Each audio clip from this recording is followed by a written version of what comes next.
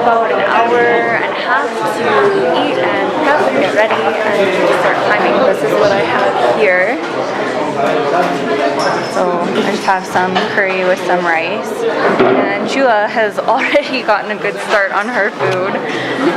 So she ended up going with a ramen. This is our schedule, our itinerary for the trip. So day one, we are starting down here at the 5th station. We're gonna head up and we're gonna go to the 8th station for today. That's where we're going to spend the night.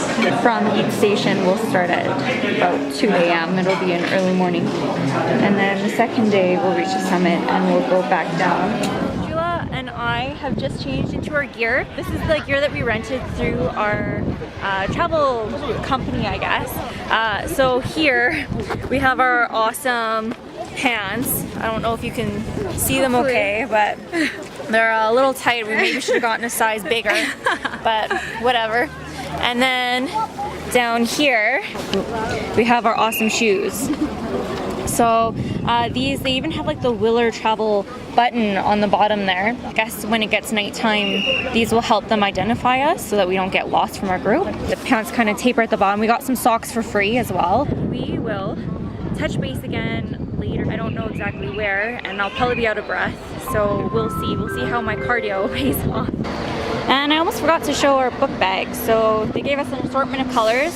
Chula took the blue and I took the green. And these things are heavy duty. Like we each brought like a huge water bottle that fits in there.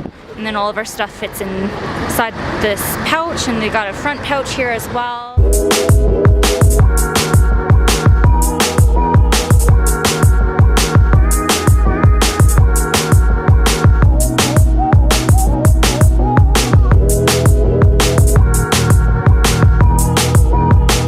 So we made it to the first meeting point. This is station 6, I believe. Yeah, so far so good, but I feel like it's probably just after.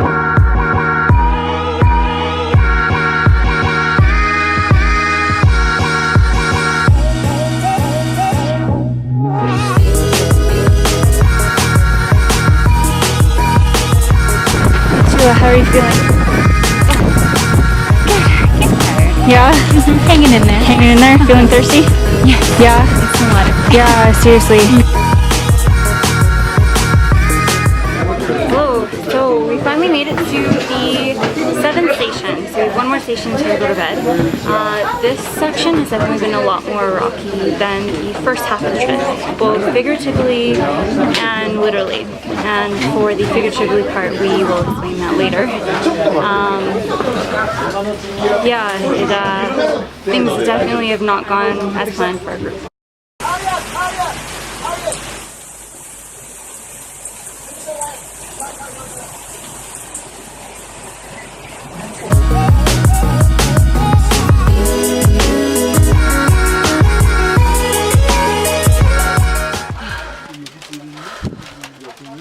We made it. We are at our, I guess like the inn, the place that we're gonna stay for, I don't want to say the night because we're really only gonna stay for a few hours. So far the room looks good and I smell food, and so I'm very happy. Hopefully that comes sooner than later. I don't know. How's your take, Chula? I have no idea how I made it up. I thought I was going to pass out a few times. And then the steps up to the hut, we're at like the highest one, of course, so yeah, it took forever, but other than that, we survived, which is something we can say, we can kick that off our bucket list. Definitely not something I want to do again though, especially not in rainy season. How do you feel? Hi. Oh, this is Isabel. Hi, I'm Isabel. I feel exactly the same way. We made it. We made it. As you said it. Yeah. And nevermore. Never again. no. But to prove our awesomeness, this is the awesome view we have here. I don't know if you can see it very well, but thank you. So down there, I think are the Tokyo lights. Ooh! I like them. We did hear that if there's too much rain or wind, they won't take us to the summit anymore. So let's just hope that the storm clears up and we can see the summit. Time for some food. Okay, guys. Burger. We have curry. Some kind of reddish thing. Some tea. So apparently the summit is going to be freezing, so they're renting us out with some winter jackets, and this is the lovely one they've selected for Chula. Does she not look like an 80s Barbie doll? Okay, so update, it is approximately 1:30 in the morning of day 2. We're still freezing cold, and it looks like we might actually go to the summit. I'm not 100% sure on that though. Wow, it's gonna suck today. But hopefully the weather is better and hopefully breakfast is good. That's all I have to say.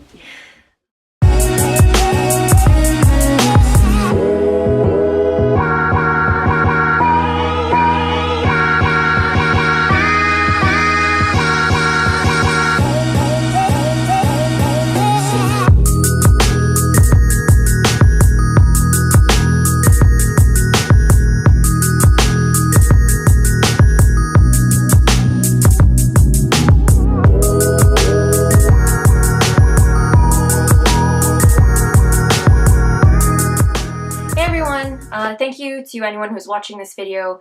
I just wanted to give a quick update as to what happened during our Mount Fuji trip, as we weren't able to give all the details while we were actually climbing up the mountain. So right now I'm actually back in Canada, and it's been a few days since our Mount Fuji hike. So I've had some time to kind of marinate on what happened and kind of consider what I wanted to share with you guys. Basically what happened was Chula and I went with a company to climb up the mountain. We went with a group of people, and we started at Station 5, which is the main station at the bottom of the mountain. And on the first day, we climbed up to Station 8. Now, after Station 7, one of the updates that I gave you, I kind of mentioned that something kind of tragic had happened. And at the time, I didn't want to share what that was because it was still so fresh, and it seemed insensitive to share what had happened in front of everybody in our group. Basically what had happened was between stations 6 and 7 we had actually taken a rest, and one of the gentlemen in our group, who unfortunately Chula and I hadn't gotten to know yet, he actually became unconscious and stopped breathing. So some of the guides that were leading us up the mountain actually had to do CPR on him and had to bring out defibrillators and try to get him to breathe. Now there had been some speculation with some of the members that had come with him, his party, that he maybe had epilepsy and had a seizure, or some people wondered if he had a pre-existing heart condition. Basically, we don't really know what happened, but unfortunately, this gentleman passed away on the mountain. Now, before anyone who was considering climbing Mount Fuji kind of panics and reconsiders, I do want to say that although this is a caution, this is not something that happened because of Mount Fuji. It was something that had already existed in this gentleman, and obviously things went wrong, and it's just something to consider if you're wanting to climb up the mountain, that it is a mountain. It's not a leisurely stroll up a hill. So if you're wanting to go, you might want to consider taking measures to ensure that you're safe while you're climbing up, or maybe see a doctor to make sure it's okay for you. After Station 7, between Station 7 and 8, because it is July and it is still considered rainy season in Japan, we actually hit a rain and hailstorm on the way up, which was really intense. When the lightning started to hit, we actually had to take shelter for a little while. When everything had died down, we finished up our hike up to Station 8. I would say that we stayed there the night, but actually we got there around probably 7:30, 8ish, had supper, went to bed at 9, and had to be up by 1:30 so we could continue climbing up the mountain to the summit at 2 a.m. The rest of the climb was pretty intense. We were climbing up in the dark, which was a little scary. All you could see was whatever your headlamp could shed in front of you, and then the headlamps that were all behind you. But we made it up to the summit, and we were able to see the sunrise, which was great because with the storm that happened the night before, we weren't sure if we would be able to see the sunrise. So we did it, and that is awesome. It was a crazy experience. It was freezing cold at the top. Felt like my fingers were gonna fall off, but we succeeded. We ended up going back down to Station 8 afterwards, had breakfast, and then climbed the rest of the way down, which was about 3 hours. It's definitely a lot less time consuming to climb down the mountain than up, but in a way it was harder. It was mostly just a straight path, but it was a downward slant down basically loose gravel roads, so it definitely, my toes got scrunched up in the front of my shoe, my knees felt like they were gonna crack open. It was kind of sucky. It was definitely an experience that I will remember. Some moments were endearing and some moments not so much, but it was a good experience. Now I want to touch base on how the trip went. We went with a company versus going alone. And so I just wanted to touch base on kind of the pros and cons of going with a company. I'll start with the cons. Basically, because we went with a company, it was quite a bit more expensive than if you were to go up alone. It covered a lot of fees, and unfortunately not everything was all-inclusive. Some of the meals you still had to cover on your own, as well as a few things that they didn't inform us of before we left on the trip. Such as the bathrooms actually charge you as you go up the mountain, and they become more expensive as you go. And as that's a necessity, that is a cost that you're gonna have to pay. As well, we paid through the package, we paid for a place to stay for the night. But something they didn't tell us until we were on the bus to the mountain was that if you are damp at all, they actually won't let you into the room. So because it did rain, and our rain gear unfortunately didn't absorb, it didn't block us from all of the moisture, I wasn't able to get into our room without renting some clothes.